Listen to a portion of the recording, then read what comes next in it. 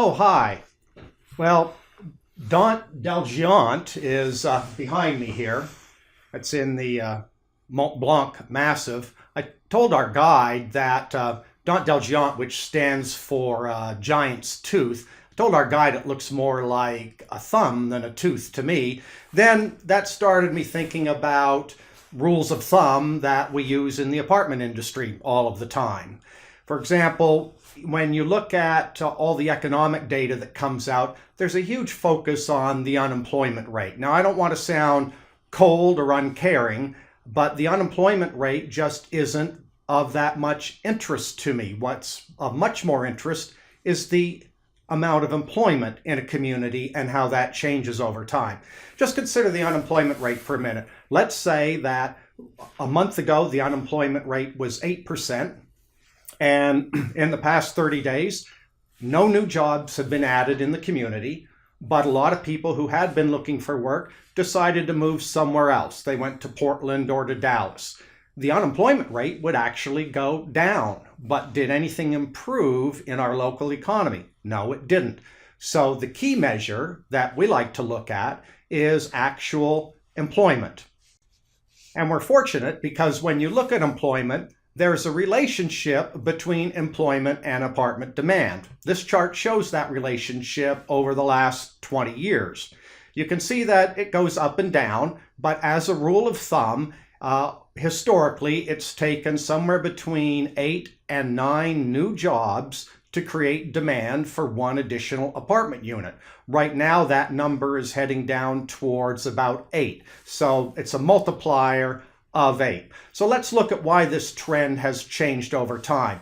This is a very rough rule of thumb. There's a lot of reasons why apartment demand gets created or increases or decreases. So this is very rough, but it's also a very quick and useful tool to use. So if we go back to the early 1990s, the multiplier was very low. It was down around 8. What happened? Well, that's sort of the tail end of the baby boom population moving into their 20s or starting to move out of their 20s into their 30s. People in their 20s are typically renters much more often than they're home buyers. And so that's why the multiplier was low. A larger percentage of the job growth was going to younger people at that time. Then as we move into the late 1990s, we saw that the multiplier climbed up towards about 9.5. A couple things were going on. There was a tremendous amount of home buying at that time. The baby boomers had moved well into their 30s, so they were moving out of apartments into home buying. Gen X was coming into the rental market. They were moving into their 20s and becoming renter consumers. But Gen X as a population group was about half the size of the baby boom population. And so boomers moving into home ownership was not offset completely by Gen X moving into the rental market. Then we also saw the multiplier move up pretty significantly back sort of between 2005 and 2008. That was stimulated to a very large degree by a significant amount of home buying. The home ownership rate went up pretty significantly, fueled primarily by fictitious teaser mortgage rates, and we know what happened to those. But again, that did have an impact on apartment demand, meaning it took more jobs to create demand for one apartment unit because a higher percentage than normal of consumers were moving from renting to home ownership at that time. Now you look at the trend that's happened in the last couple of years, you can see that the multiplier is coming down towards 8.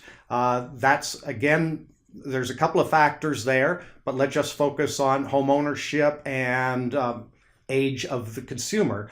Home ownership has not been a real popular thing in the last couple of years. It's been hard to do. People haven't wanted to do it. It is picking up again, but it's still at a much lower rate than it had been. And also now we've got the millennials coming into the housing market as housing consumers. They're coming into their 20s. The oldest of them are just starting to move into their 30s. But predominantly they're going to be renters far more often than they're going to be home buyers in that age group at least. And so because Gen Y is a very large population cohort, almost as big as the baby boom population, almost twice the size of Gen X, we're seeing that multiplier come down significantly. It's a pretty good bet that even as home ownership activity picks up over the next couple of years, if indeed it continues to do that, that this multiplier will stay low or maybe even head lower because of this very significant population surge